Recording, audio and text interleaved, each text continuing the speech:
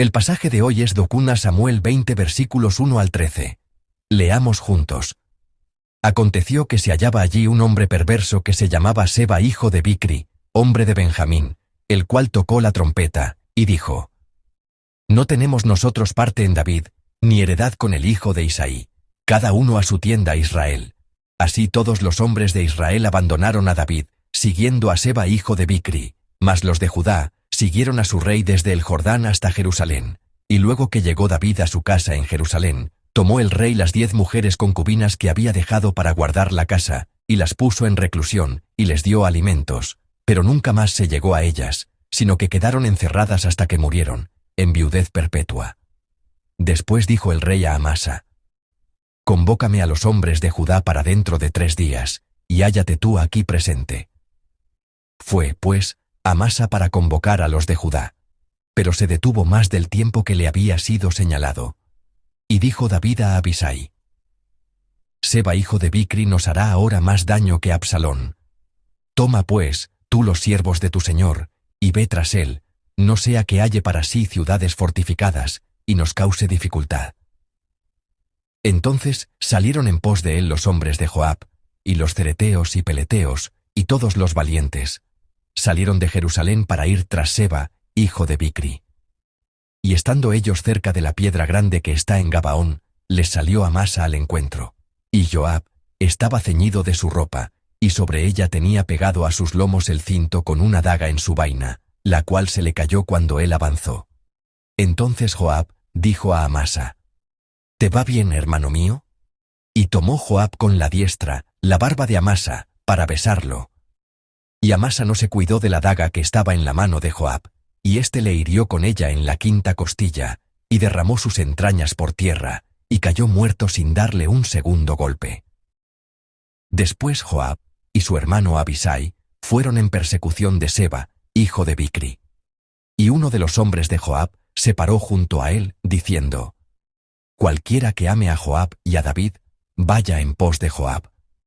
Y Amasa yacía revolcándose en su sangre en mitad del camino, y todo el que pasaba, al verle, se detenía, y viendo aquel hombre que todo el pueblo se paraba, apartó a Amasa del camino al campo, y echó sobre él una vestidura.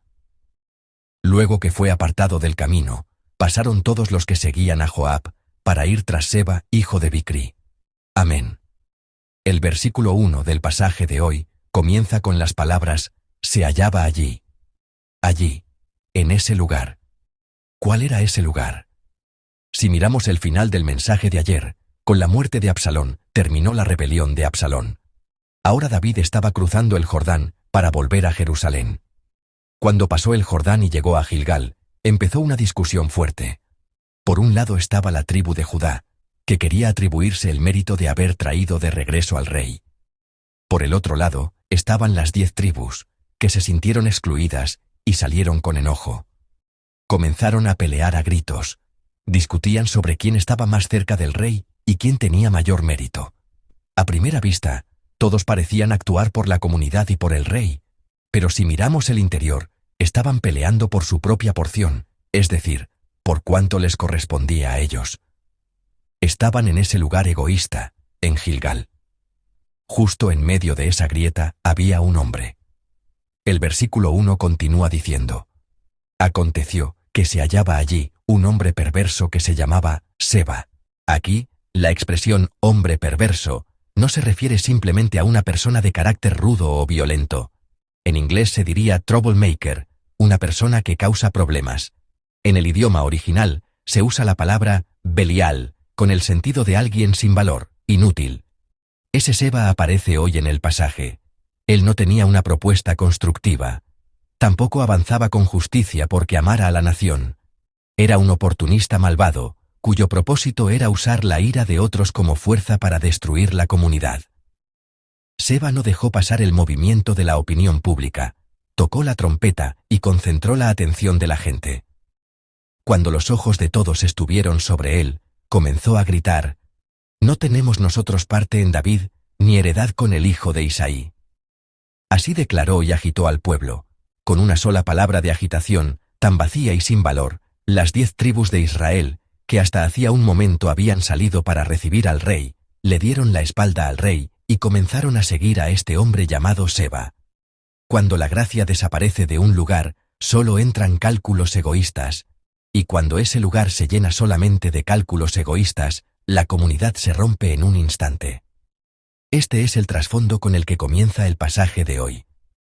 David vuelve a Jerusalén y observa esta situación con un corazón complicado. Para resolver esta confusión, toma una decisión inesperada y arriesgada. Levanta a Amasa como comandante del ejército. ¿Quién era Amasa? Hasta hacía poco, Amasa había sido el comandante del ejército del rebelde Absalón. En otras palabras, era el hombre que había apuntado la espada hacia el corazón de David. David debió tener varias razones para dar importancia a Amasa. La primera razón pudo haber sido la inclusión. En el capítulo 19, un capítulo antes, vimos a David abrazar a Simei, que se le había opuesto, y también a Mefiboset. David estaba esforzándose continuamente, de manera humana, por abrazar a Israel como un solo pueblo. Quería calmar el corazón del pueblo, abrazando incluso a esas personas que habían estado en el centro de la rebelión. La segunda razón fue la vigilancia. Joab había ignorado la orden de David y había matado a Absalón, el hijo a quien David amaba. David quería contener a ese general Joab, que ya no podía ser controlado. Con esas dos intenciones, David terminó poniendo a Amasa como comandante del ejército. En el versículo 5 vemos que David da esta orden. Establece a Amasa y le manda reunir a los soldados en 3 días. Pero por medio de la escritura, vemos que Amasa no logra reunir al ejército dentro del plazo fijado, sino que se retrasa. Si lo pensamos, era algo natural. El jefe del ejército enemigo de ayer apareció hoy como comandante. ¿Qué hombre de Judá lo habría seguido con alegría? Para superar el muro de la desconfianza y reunir un ánimo popular disperso, se necesitaba tiempo. En solo 3 días, era difícil que la percepción cambiara de verlo como rebelde a verlo como comandante de nuestro ejército.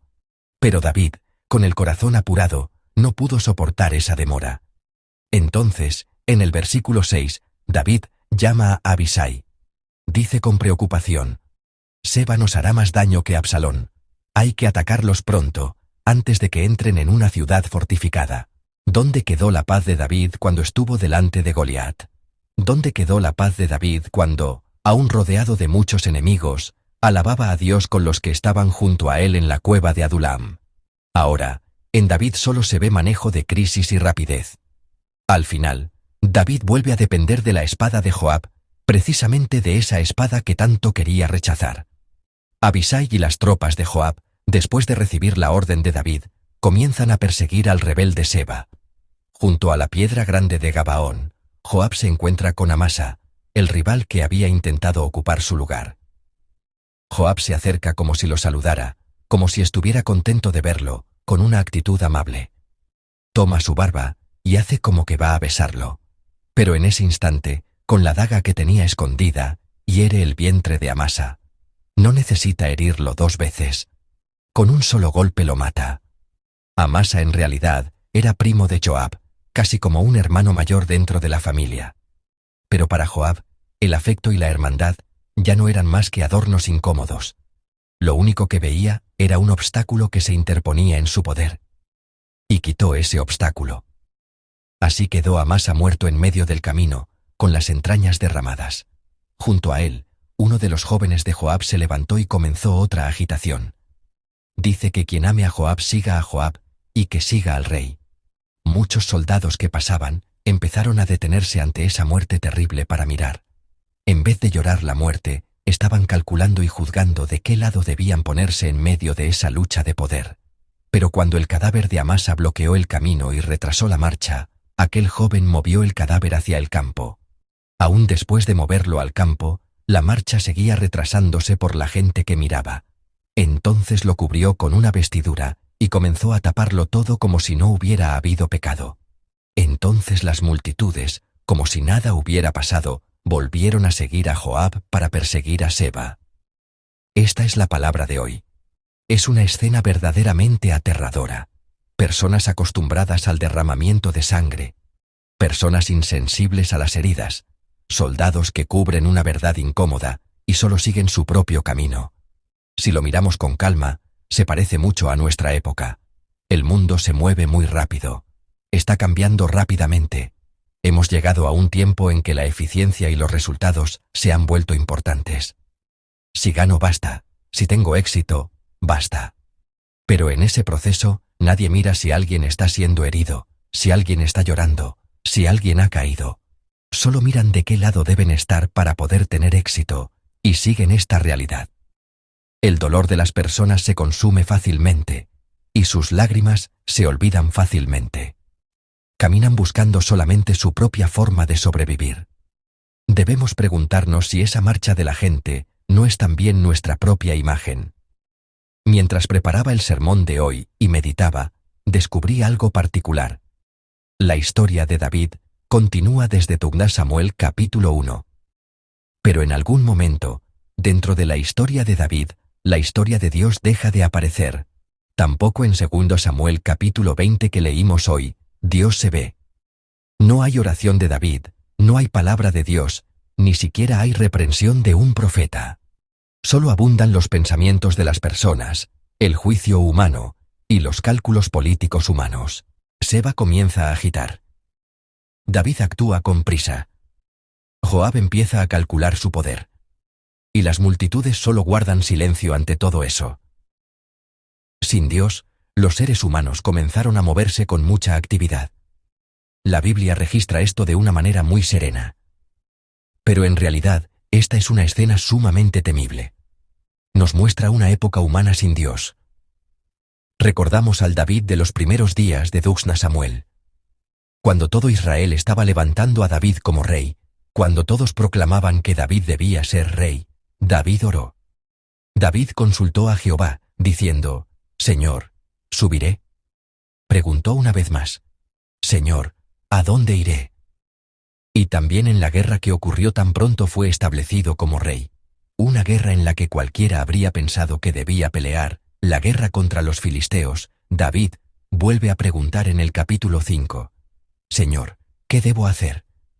Pero ahora, en David, el gobernante experimentado, esa actitud de preguntar ha desaparecido.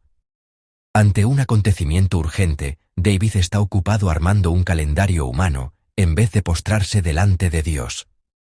David se había vuelto tan experimentado que parecía no necesitar preguntarle a Dios. Y ese es uno de los momentos más peligrosos para nuestra alma. En el lugar donde desaparece la oración entra la prisa, y esa prisa termina produciendo tragedia y heridas. Amados santos, hoy debemos mirarnos a nosotros mismos. Al principio de nuestra vida de fe, cuando conocimos profundamente a Jesús por primera vez, preguntábamos sin cesar, «Dios, ¿qué debemos hacer? Señor, ¿qué debo hacer?» Orábamos delante de cada decisión, y permanecíamos delante de Dios. Pero poco a poco, cuando se acumula la experiencia y nos acostumbramos, empezamos a acostumbrarnos a una vida que no le pregunta a Dios. Sin embargo, esta habilidad de vivir sin preguntarle a Dios no muestra una fe madura. Más bien, nos señala una señal de peligro en nuestra fe.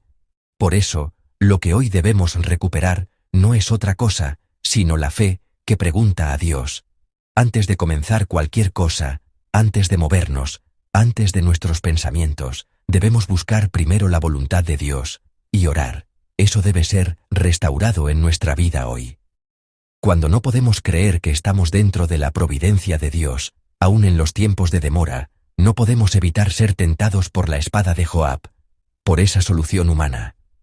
Amados santos, cuando posponemos preguntarle a Dios porque estamos ocupados, no nos queda más que vivir solo según el tiempo humano.